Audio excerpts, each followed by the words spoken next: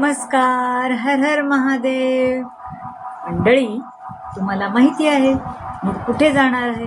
साठीनंतर स्वप्न जिवंत असतातच की, आणि ती जगण्याची हिंमतही पाहिजे. तर मंडळी, आज आहे आपला अमरनाथ यात्रेचा हा 4था ब्लॉग. यामध्ये आता मी काय काय घेतलंय हे ते तर दाखवलं तुम्हाला, छोट्या छोट्या वस्तू काय काय घेतल्यात ते. अजूनही काय काय केल्यात ऑर्डर, आता ते येईल त्यानंतर त्या दाखवीनच. पण आता आहे ही मी माझी बॅग काढलेली आहे, ही तुम्ही बघू शकता. ही बॅग आहे माझी. ती आता मी वरतून काढलेली आहे. आता काय मी नवीन घेतलेली नाहीये, ही बॅग अशी जुनीच आहे. ही अशी ही बॅग आहे, सफारीची बॅग आहे. मी अशी घेतलेली आहे. त्याच्यात थोडंसं असं सामान त्या दिवशीचं भरून ठेवले, त्यामुळे मला उचलायला त्रास होतोय बॅग उचलताना. कारण चांगल्या बॅग असल्या की ट्रॅव्हलमध्ये थोडीशी गडबड होत नाही. कारोरीला गेले होते, जगन्नाथपुरीला, आणि खूप छान बॅग होती तीही अर्थात. पण फ्लाईटनी जाताना इंडिगोमध्ये जाताना बॅग तुटली. आता तुटली म्हणल्यानंतर हँडल त्यांनी तोडला. तिथं गेल्यावर मी नवीन बॅग घेतली आणि इंडिगोचा अनुभव मला अत्यंत वाईट आलाय. आणि तिथं गेल्यानंतर सुद्धा मी तेव्हा चांगली स्ट्रॉंगवालीच बॅग घेतली होती, पण तरीही भुवनेश्वर टू पुणे येताना पुन्हा इंडिगोवाल्यांनीच बॅग माझी तोडली. अशा 2 बॅगा त्यावेळी तुटल्या. म्हणजे त्या अशा ब्रँडच्या नव्हत्या, त्यामुळं मला काही करता आलं नाही. आणि आता आपण सर्वसामान्य लोक इतका विचार नाही करत ना की चला आता यांच्यावर कंप्लेंट करूया किंवा काय करूया. आणि तेव्हा मला एवढं जास्ती म्हणजे माहीत पण नव्हतं की आपण कंप्लेंट पण करू शकतो त्यांच्यावर, नाही का, असं माहीत नव्हतं आपल्याला. त्यामुळं ते करू शकलो नाही आपण. तर त्यामुळं मी आता 1-2 वर्ष झाली आहे ही बॅग घेतली आहे चांगली. त्यामुळं आता त्याची गॅरंटी आहे 5 वर्षात. चेन जरी ती पिन जरी तुटली तरी ती मला अख्खी बॅग रिप्लेस करून मिळणार, असं त्यांचं गॅरंटी कार्ड आहे माझ्याकडे. त्यामुळं आता जरा टेन्शन कमी आहे. आता ती बॅग पॅक करून व्यवस्थित आलं की ठेवून देतो आपण लॉफ्टमध्ये.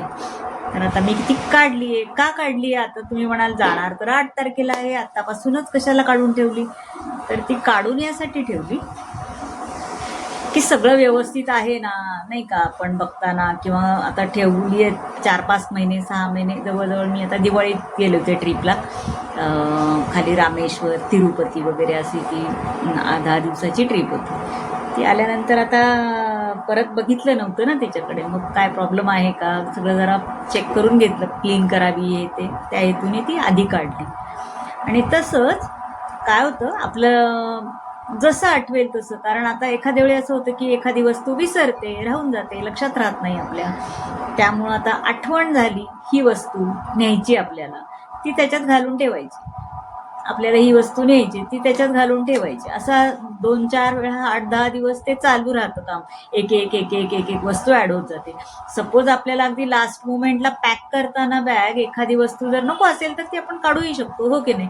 पण जी आठवण आहे ही न्यायला लागणार आहे, आपल्याला गरजेची आहे, तर ती त्यात टाकण्यासाठी मी बॅग आधीच काढून ठेवते. कुठेही जायचं म्हणलं की एक 6-7 दिवस थोडं ती वस्तू, किंवा मी आधी एका बॅगमध्ये म्हणजे पिशवीत वगैरे आपल्या रेग्युलर असं काढून ठेवायचे, की जेणेकरून आपल्या काही वस्तू विसरू नयेत. कुठे गेल्यानंतर आपल्याला आठवण नाही आली आणि त्या वस्तूची गरज पडली तर ते प्रॉब्लेम येतो. काही ठिकाणी मिळत नाही, ते असं होतं.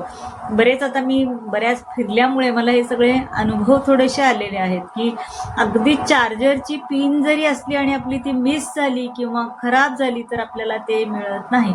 अख्ख्या 4 धामच्या ह्याच्यामध्ये कुठंही मला फोनची बॅटरी गरम होत होती म्हणून पण मिळाली नाही. जेव्हा मी पुन्हा दिल्लीला आले तेव्हाच ती मिळाली. म्हणजे तोपर्यंत मी अगदी साधा फोन, आई होती माझ्याबरोबर, मग आईच्याकडे जो फोन होता तो फोन मी पूर्ण फक्त कॉलिंगसाठी वापरला, असं झालं.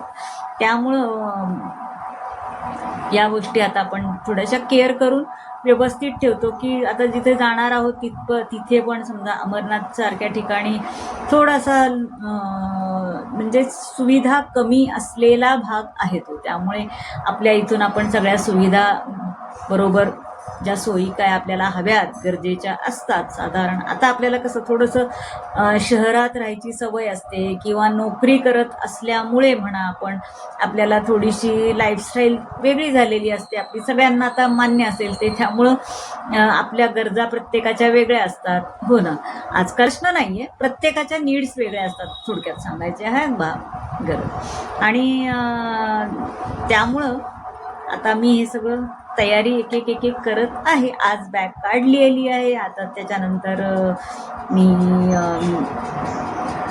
2-3 दिवस थोडी चालण्याची पण प्रॅक्टिस म्हणजे आता रोजच चालते मी, पण त्याचे पण छोटे छोटे व्हिडिओ केलेले आहेत, तेही तुम्हाला आता टाकते. म्हणजे तुम्ही परत म्हणाल की नुसतं चालते चालते म्हणतेच आणि काही व्हिडिओ दाखवत नाही, काय नाही, असं नाही आहे. तर तेही मी छोटे छोटे व्हिडिओ केलेले आहेत, ते पण तुम्हाला दाखवते.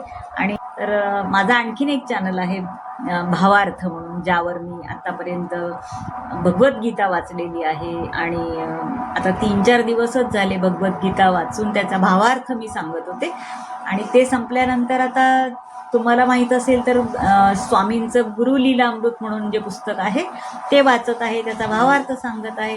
आणि आता मी 10 दिवस जवळजवळ नसणार, त्यामुळं मला त्याचे सगळे व्हिडिओ ॲडव्हान्समध्ये करून ठेवायचे आहेत, कारण ते सलग असतात, दररोज वाचत असते मी, त्यामुळं मी त्यामध्ये पण थोडीशी बिझी आहे.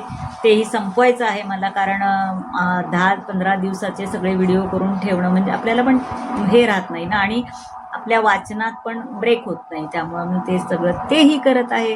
त्यामुळं तुम्ही त्याही व्हिडिओला सबस्क्राईब करा, लाईक करा, शेअर करा, आणि हो तेही व्हिडिओ नक्की पहा. ही आहे आमची सोसायटी. आणि आता मी बघा शूज वगैरे घालून अशी छान चालायला चाललेले आहे गार्डनमध्ये. माझ्या घरापासून गार्डन एकदम जवळ आहे. पहा, आले मी गार्डनमध्ये आता, आणि गार्डनमध्ये अशी छान चालत आहे. आणि गार्डन आमचं खूप सुंदर आहे बरं का, आणि तिथून चालताना पण अशी खूप मजा येते जरा. माझ्याबरोबर आणखीन बरेच लोक आहेत, चालतात तिथे, मुलं खेळत आहेत बरीचशी. आणि चालणं खूप गरजेचं आहे ना जायचं म्हणून. आता एकतर माझे थोडेसे गुडघे दुखत आहेत, त्यामुळं मग मी आता चालायला सुरुवात करत आहे. तुमच्याशी गप्पा मारण्याचा प्रयत्न पण करत आहे. चालता चालता तुम्हाला छोट्या छोट्या क्लिप दाखवत आहे. आणि या गार्डनमध्ये मी लगभग 5-6 तरी फेऱ्या मारते. 5-6 फेऱ्या म्हणजे तशा सफिशियंट होतात, तेवढ्या मी मारते. आणि 5-6 फेऱ्या झाल्या की जरा वेळ आतमध्ये बाकं आहेत तिथे थोडा वेळ बसते. बसल्यानंतर बघा असं किती सुंदर आहे आमच्याकडे गार्डनमध्ये, असं फेऱ्या मारण्यासाठी ना फुटपाथ केलेले आहेत पहा अशी. आणि त्या फुटपाथवर माझ्यासारखीच अजून पण बरीच लोक फेऱ्या मारत आहेत.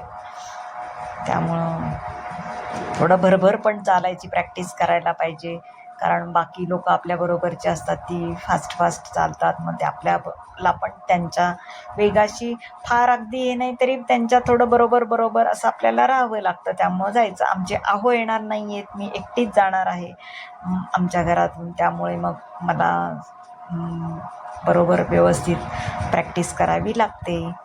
आणि बघा किती छान गार्डन, खूप सुंदर आहे आमचं. ते छोटंसंच आहे, फार मोठं नाही, अगदी फ्रेश वाटतं.